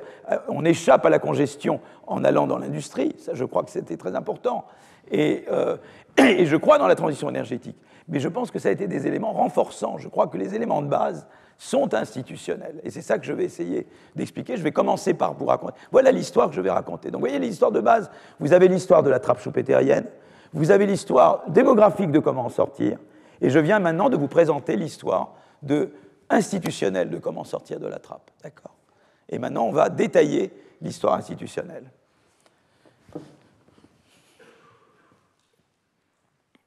Alors, donc, dans Trésor de la langue française, on définit une institution comme un ensemble de structures politiques et sociales établies par la loi ou la coutume. Donc il y a trois principales caractéristiques. C'est décidé, conçu par les hommes en société, ça établit des contraintes, ça détermine des incitations. C'est en gros des règles du jeu, quoi. On détermine des règles du jeu, ce que vous pouvez faire, ce que vous ne pouvez pas faire, quoi. On doit interagir économiquement et il faut déterminer des règles du jeu. C'est comme mettre des feux rouges et des feux verts dans une ville, quoi, pour qu'il n'y ait pas trop de carambolage, quoi. Hein, d'accord ? Et évidemment, ces contraintes vont influer sur les institutions individuelles. Si on m'empêche de faire si on m'empêche de tout faire, je ne peux rien faire, évidemment. Hein, d'accord ? Donc, voilà.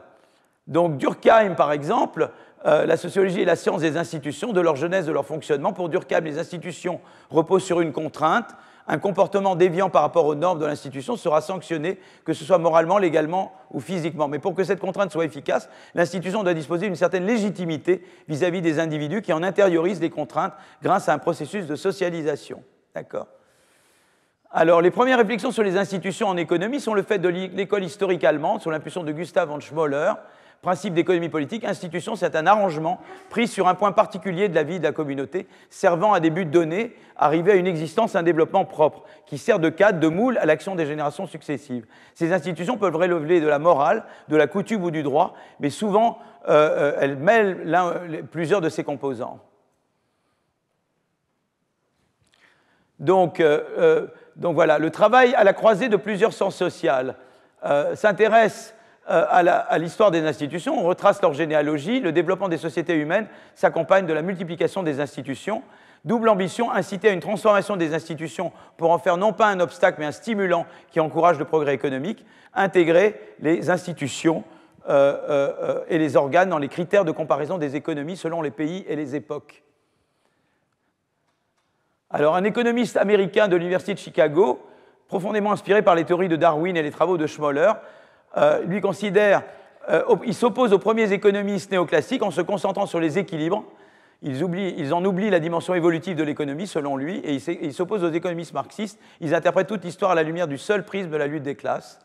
Donc lui, ce qu'il pense, donc l'évolution économique est la conjonction de deux forces, un progrès technologique permanent et des institutions qui tentent de résister à ce progrès. L'opposition entre ces deux forces entraîne une sélection naturelle des institutions, certaines pas forcément les plus efficaces, perdurent quand d'autres disparaissent. Il prend l'exemple de l'émergence de ce qu'il appelle la classe de loisirs.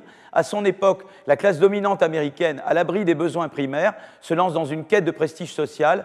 Cela l'a conduit à dépenser sans compter pour marquer son statut dans un gaspillage de ressources que Veblen qualifie de consommation ostentatoire. Donc voilà, donc un petit peu l'institution, c'est en gros, c'est des règles du jeu, quoi. Voilà. Alors elles viennent aider, elles sont censées aider le développement, mais elles peuvent des fois s'opposer au développement. Mais voilà, donc on a un certain nombre de règles. Et maintenant, on va passer à Douglass North, d'accord?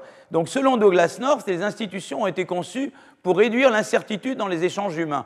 Par exemple, sur la qualité de ce qui est échangé ou l'assurance de pouvoir conserver ce qu'on a acheté. Elles ont ainsi contribué au développement économique, constitue un moteur essentiel, donc notamment les droits de propriété. Il prend l'exemple du développement du commerce maritime au Moyen-Âge. Celui-ci a notamment été rendu possible par la création de contrats commerciaux, le développement de l'usage de la lettre de change, l'élaboration de règles de fixation du taux de change. Alors maintenant, on passe à Acemoglu, Johnson, Robinson. Donc là, on passe vraiment on passe maintenant au livre d'Acemoglu, Robinson, et notamment aux 3 articles fondateurs qu'ils ont faits, donc qui leur ont donné le prix Nobel l'an dernier. Donc, en fait, dans l'ouvrage Origins of Power, donc Why Nations Fail, Acemoglu et Robinson distinguent 2 types d'institutions, inclusives et extractives. Les différences entre ces 2 types d'institutions expliquent les différences de développement économique entre les États.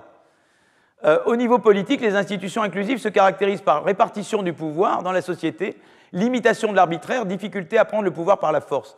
En gros, et sur le plan économique, elles se distinguent par protection de la propriété privée, système juridique impartial, possibilité d'entrée de nouvelles entreprises et redistribution des ressources. En gros, les sociétés inclusives, c'est des sociétés où on tolère la destruction créatrice. Et les sociétés extractives, c'est des sociétés où c'est très difficile d'avoir des nouveaux qui remplacent des anciens. En fait, voilà, il y a un ensemble d'institutions dans les économies extractives qui font que la destruction créatrice est impossible, tandis que dans les inclusives qui sont là, eh bien, on ne peut pas avoir quelqu'un qui exproprie tout le monde. Voilà. Mugabe, c'est le contraire de ça. Vous voyez, donc, je ne peux pas, j'ai du répartition de pouvoir, j'ai l'arbitraire limité, je ne peux pas prendre le pouvoir par la force, la propriété privée est respectée, j'ai un système juridique impartial, de nouvelles entreprises peuvent entrer. Voilà. La Russie se détache de ce modèle, quoi. Elle évolue je ne sais pas si elle a jamais été inclusive, mais maintenant elle est clairement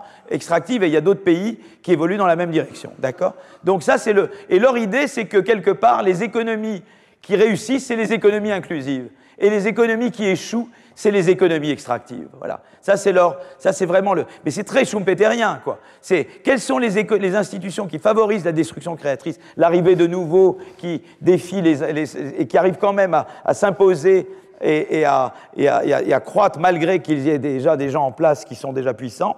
Et donc là, c'est important d'avoir le pouvoir limité, parce que quand vous n'avez pas un pouvoir politique limité, à ce moment-là, ce qui peut se passer, c'est que d'abord, 1, je peux être exproprié si j'arrive, et puis 2, les entreprises existantes, elles font collusion avec le pouvoir en place, et pour empêcher toute nouvelle entrée, quoi.